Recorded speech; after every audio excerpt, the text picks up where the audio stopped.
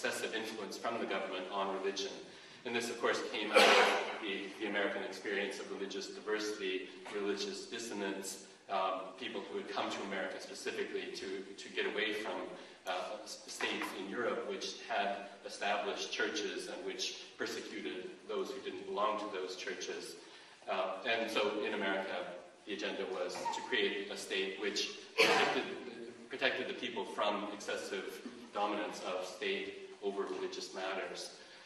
In France, it was rather a different picture, where the French Revolution was a moment when the revolutionaries were trying to limit the influence of society on the state. They wanted to create a state which was defended from excessive influence from the church, which at that time was extremely strong in French society.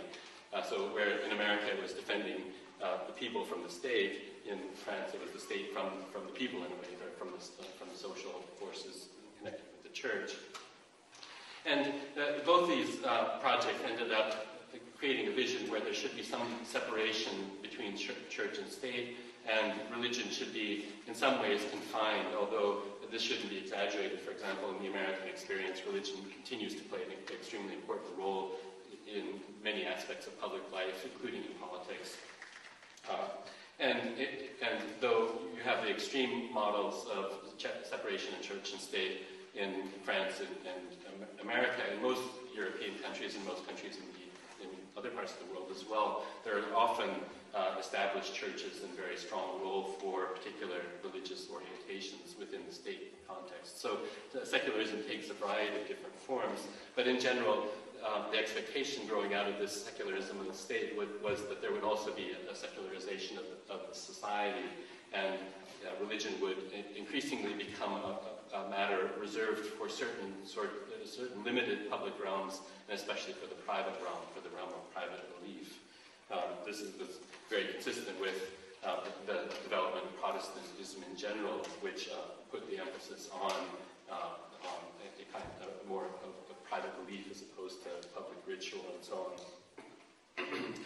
on. And then the third thing I want to talk about in the broader context is modernization, the project of modernization, which I think characterizes the last century.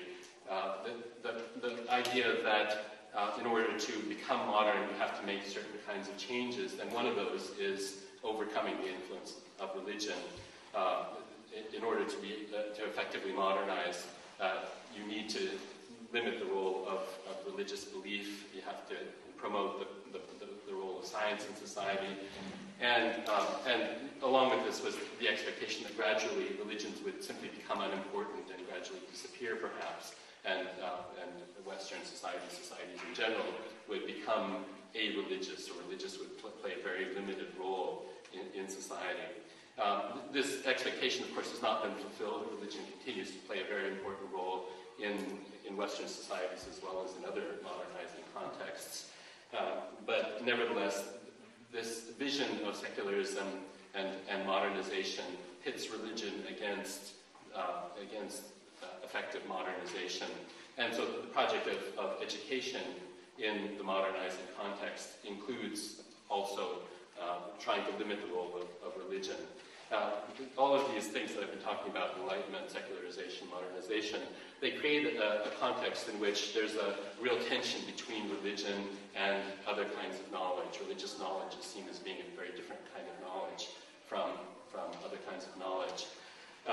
And of course, this took its most extreme form in the communist context with the Bolshevik Revolution in the Soviet Union and other revolutions elsewhere, where the secularization of the state went to the extreme of no longer defending religion from the people of the state from religion, but actually just trying to get rid of religion altogether, or at least to limit it to a very confined and limited realm of social life. And in this context, of course, education was aimed at eradicating religious belief and practice. There is very little that one could point to about the Soviet education system which you could say sustained religious belief.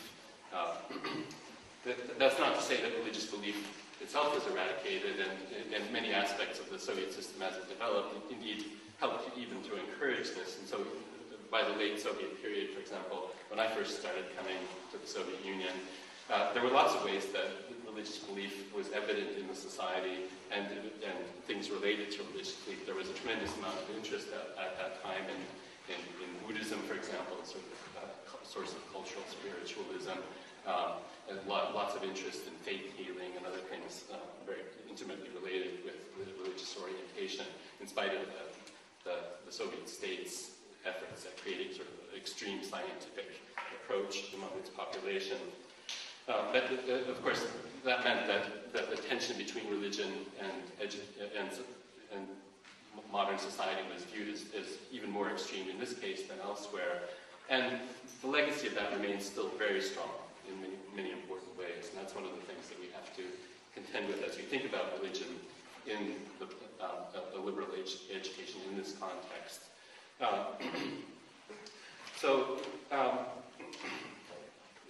Now what I want to speak about briefly is the ways that religion does find its place within the liberal education context, especially in the West, and as we think about what can be possible here, also here perhaps as well.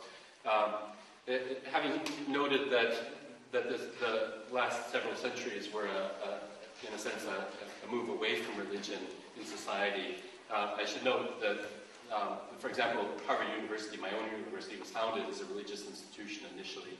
The purpose of Harvard University was to train ministers. It eventually grew into a broader liberal education institution. But initially it was meant to train people who would, as believers, propagate the belief, especially among the Native American populations. And so we still have it at Harvard University. It's something called the Divinity School. This is a graduate school which one of its functions is still to train people as believers in their own religions, what one needs to know as a believer. In general, in Western societies, this matter of training believers as believers is confined to Sunday school, and then other similar contexts, and then theological seminaries and things like that. But this lives on in the Harvard University context in this form, although the Divinity School itself now it takes a broader view and it teaches not just Christianity but about other religions, and so also for believers to some extent, but particularly as a broader field of comparative analysis of religions and looking at religions in relation to one another. So comparative religion has become a field of study alongside of other fields like comparative literature or comparative politics or anthropology for that matter, which look at religious traditions in their social and cultural contexts as a project of humanities and social science analysis. But in addition to that, one can know other areas within the university, and I can keep talking about Harvard as an example. It's fairly typical in other realms. We have, for example, something called the Committee for the Study of Religions, which is a department which supports comparative religious studies within the main body of the university. So that's very much integrated with other aspects of liberal arts, unlike the Divinity School in some ways. But beyond that, of course, people study religion in many other spheres. For example, in political science, people might study religion as a part of the political process. In sociology, interest in religion as part of social processes more broadly. And I'll talk a bit more later about how religion is approached in anthropology in my own field.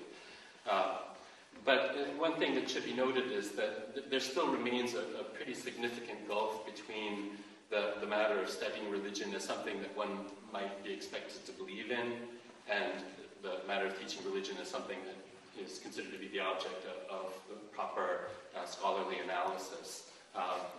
The matter of being inside versus outside and the commitments that are involved in that, they remain quite distinct from one another. And it makes for tensions for example, those who are believers who also want to apply social science approaches to the fields that they study.